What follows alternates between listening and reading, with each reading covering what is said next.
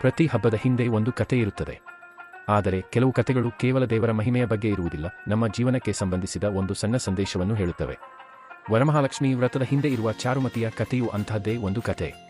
ಬಹಳ ವರ್ಷಗಳ ಹಿಂದೆ ವಿದರ್ಭ ದೇಶದಲ್ಲಿದ್ದ ಕುಂಡಿನ ಎಂಬ ನಗರದಲ್ಲಿ ಚಾರುಮತಿ ಎಂಬ ಮಹಿಳೆ ವಾಸಿಸುತ್ತಿದ್ದಳು.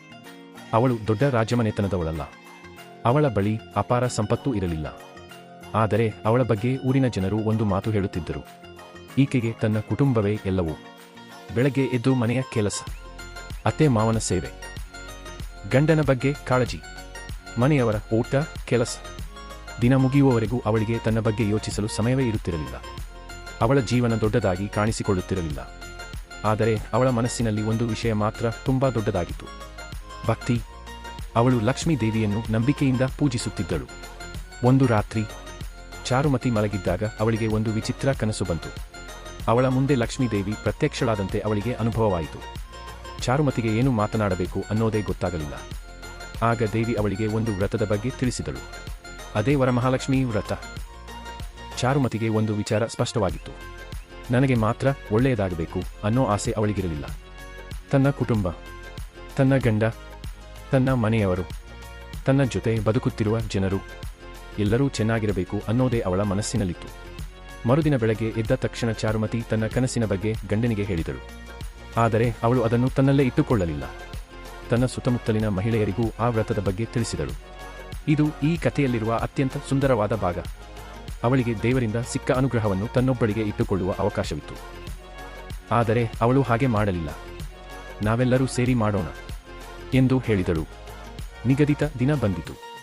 ಚಾರುಮತಿ ಮತ್ತು ಇತರ ಮಹಿಳೆಯರು ಮುಂಜಾನೆ ಎದ್ದು ಸ್ನಾನ ಮಾಡಿ ಪೂಜೆಗೆ ಸಿದ್ಧರಾದರು. ಮನೆ ಅಲಂಕರಿಸಲಾಯಿತು, ಕಲಶ ಸ್ಥಾಪಿಸಲಾಯಿತು.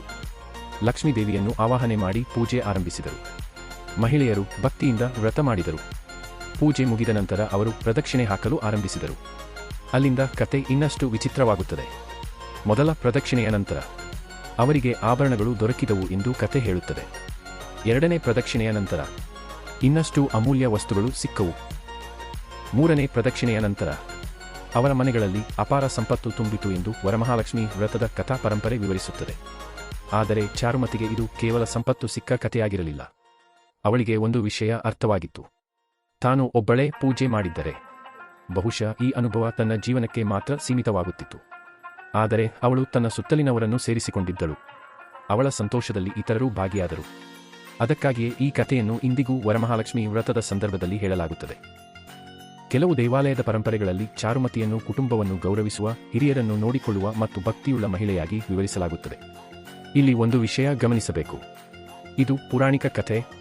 ಇದರಲ್ಲಿ ಬರುವ ಸಂಪತ್ತು, ಆಭರಣಗಳು ಮತ್ತು ಅದ್ಭುತ ಘಟನೆಗಳನ್ನು ಐತಿಹಾಸಿಕ ಘಟನೆಗಳಂತೆ ಸಾಬೀತಾದ ಸಂಗತಿಗಳಾಗಿ ನೋಡಲು ಸಾಧ್ಯವಿಲ್ಲ. ಆದರೆ ಕಥೆಯ ಸಂದೇಶ ಮಾತ್ರ ಇಂದಿಗೂ ಅರ್ಥವಾಗುತ್ತದೆ. ಸಂತೋಷ ಸಿಕ್ಕಾಗ ಅದನ್ನು ಒಬ್ಬರೇ ಅನುಭವಿಸುವುದಕ್ಕಿಂತ ಸುತ್ತಲಿನವರ ಜೊತೆ ಹಂಚಿಕೊಂಡರೆ ಅದರ ಬೆಲೆ ಹೆಚ್ಚಾಗುತ್ತದೆ. ಬಹುಶಃ ಅದಕ್ಕಾಗಿಯೇ ಚಾರುಮತಿಯ ಕತೆ ವರಮಹಾಲಕ್ಷ್ಮಿ ವ್ರತದ ಜೊತೆ ಇಷ್ಟು ವರ್ಷಗಳಿಂದ ಉಳಿದುಕೊಂಡಿದೆ. ಏಕೆಂದರೆ ಇದು ಕೇವಲ ಲಕ್ಷ್ಮೀ ದೇವಿಗೆ ಸಂಪತ್ತು ಕೇಳುವ ಕಥೆಯಲ್ಲ. ಇದು ತನ್ನ ಕುಟುಂಬ ಚೆನ್ನಾಗಿರಲಿ ಎಂದು ಬಯಸಿದ ಒಬ್ಬ ಸಾಮಾನ್ಯ ಮಹಿಳೆಯ ಕತೆ ಮತ್ತು ತನ್ನ ಒಳ್ಳೆಯದನ್ನು ತನ್ನಲ್ಲೇ ಇಟ್ಟುಕೊಳ್ಳದೆ ಇತರರಿಗೂ ಹಂಚಿಕೊಂಡ ಮಹಿಳೆಯ ಕತೆ.